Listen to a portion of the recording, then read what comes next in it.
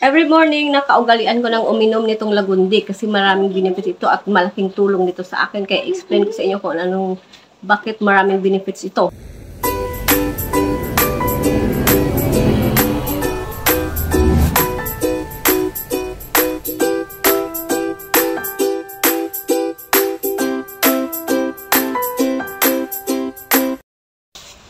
So, ayan nga guys, yung lagundi, ito na yung yung naging kaugalian kong inumin sa umaga bago kumain o after 15 minutes or before kumain 15 minutes before kumain at sa gabi bago matulog.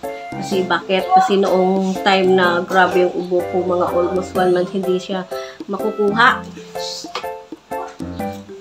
Nagpa-check up ako, wala pa rin nangyari. Kaya yun yung uminom ako ng maraming gamot, wala pa rin.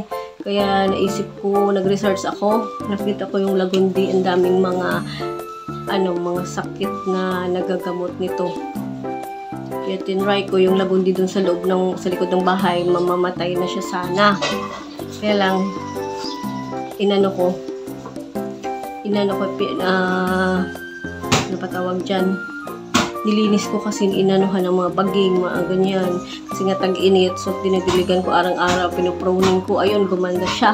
Kasi malaking na itulong niya sa akin. Kasi simula nang uminom ako ng lagundi, yun, dumaling yung ubo ko. At saka, hindi lang ubo. So, ayan, tingnan natin at silipin natin kung ano-anong mga sakit ang cure nito ng pag-inom ng lagundi araw-araw. Kasi ako, inuugali ko ng uminom sa umaga at saka sa gabi. Ito, tingnan natin, guys.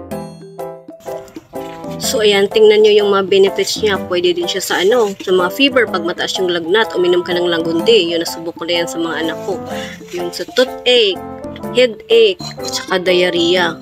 Oh, grabe talaga yung mga benefits ng lagundi. And of course, yung sa cough.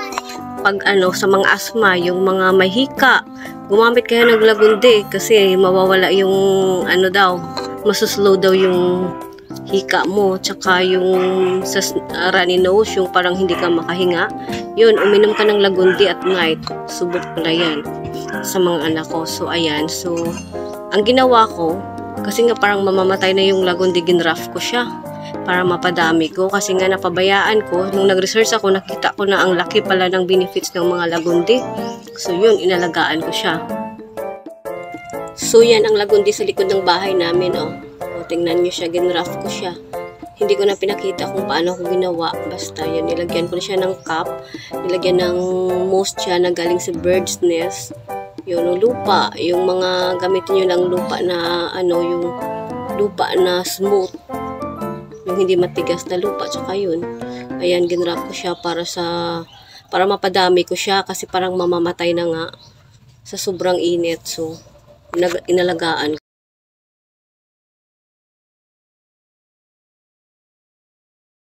Tingnan mo, marami na siyang mga ugat-ugat, Kaya, 1 week pa lang nga, may lumabas na ugat dito ngayon. Itong mga na to, 35 days.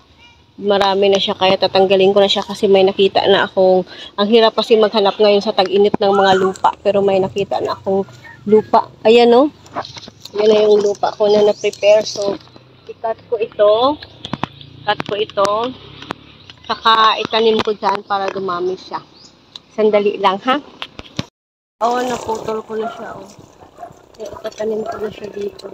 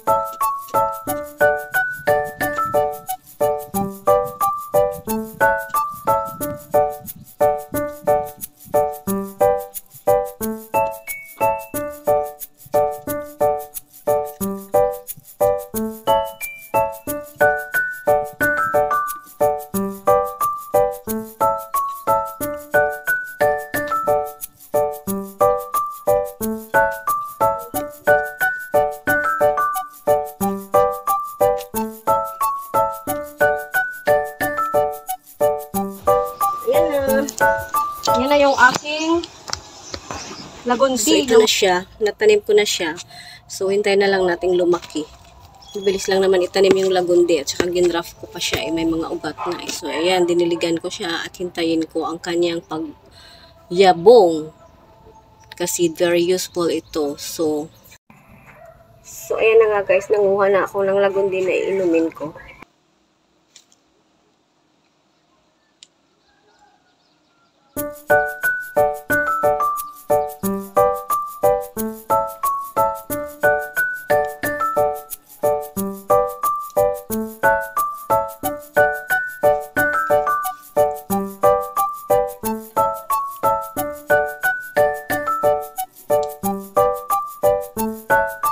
So, ganito yung itsura ng lagundi, guys. So, mostly yung dahon niya ay 5. Then, nagpa-flower siya. So, nagsa-start na mag-flower doon yung ano ko. Hindi ko lang na-videohan. So, ito yung itsura niya.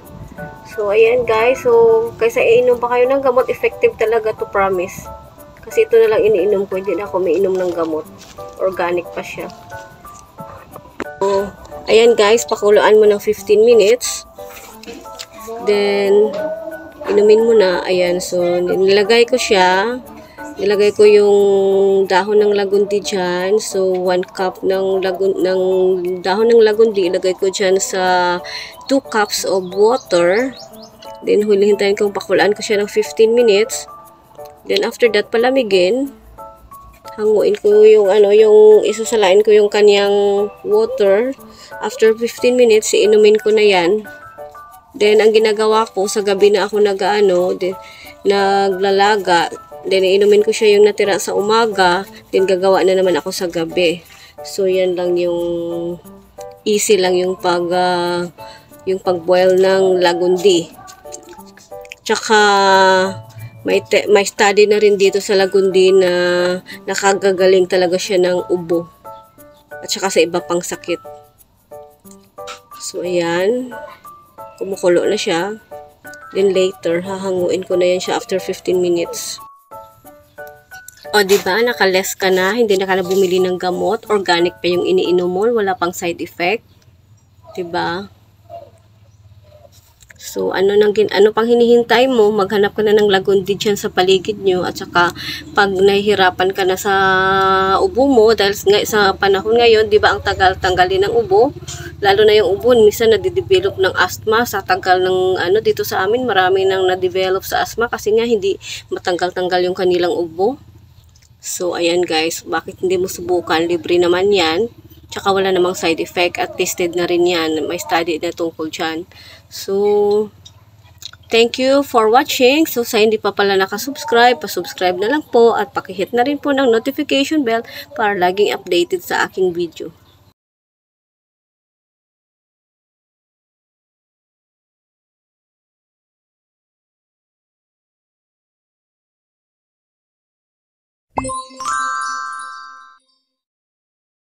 Thank you.